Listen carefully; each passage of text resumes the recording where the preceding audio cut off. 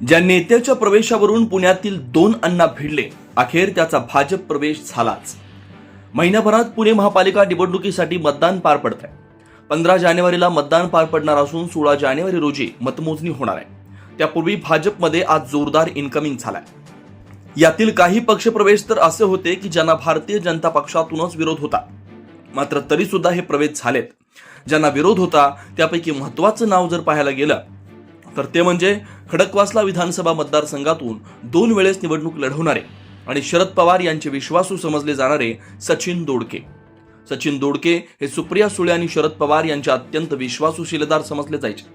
त्यामुळेच त्यांना खडकवासला विधानसभा मतदारसंघातून भाजपचे आमदार भीमराव तापकीर यांच्या विरोधात 2 वेळा उमेदवारी सुद्धा देण्यात आली होती। मात्र पवारांचा हा शिलेदार आपल्या गळाला लावण्यासाठी थेट केंद्रीय राज्यमंत्री मुरलीधर मोहोळ यांनी फासे फेकले होते। मुरलीधर मोहोळ यांनी सचिन दोडके यांना पक्षात घेण्यासाठी प्रयत्न सुरू केल्यानंतर त्यांना थेट पक्षातूनच आपले आमदार असणाऱ्या भीमराव तापकीर यांनी कडाडून विरोध केला होता। भारतीय जनता पक्षाच्या कोर कमिटीच्या बैठकीत पक्षामध्ये कुणाला प्रवेश द्यायची यावरून पुण्यातील 2 अण्णांमध्ये अर्थात मुरलीधर मोहोळ आणि भीमराव तापकीर यांच्यामध्ये जोरदार खडाजंगी उडालेली होती। दोडके यांना प्रवेश देण्यासाठी मुरलीधर मोहोळ हे इच्छुक होते। यावरूनच भाजपच्या कोर कमिटीमध्ये मोहोळ आणि तापकीर यांच्यामध्ये जोरदार शाब्दिक बाचाबाची झाली होती। मात्र केंद्रीय राज्यमंत्री मुरलीधर मोहोळ यांनी पक्षातीलच सर्व विरोध डावलून सचिन दोडके यांना प्रवेश दिला।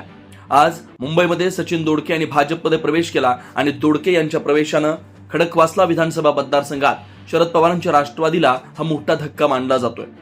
सचिन दोडके यांनी खडकवासला विधानसभा मतदारसंघात 2019 आणि 2024च्या विधानसभा निवडणुकीत भीमराव तापकीर यांच्या विरोधात निवडणूक लढवलेली आहे। 2019च्या विधानसभा निवडणुकीत सचिन दोडके यांचा अवघा 2595 मतांनी पराभव झाला होता, तर 2024च्या विधानसभा निवडणुकीत 52,322 मतांनी तापकीर यांनी दोडकेंचा पराभव केला होता।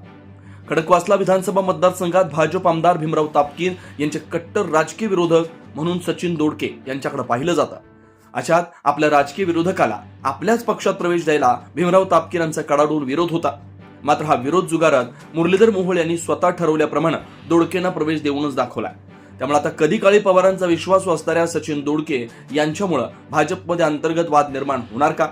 पुण्यातील 2 अण्णांमधील या वादाचा पुढील अंक काय असणार हे पाहणं महत्त्वाचं असणार आहे।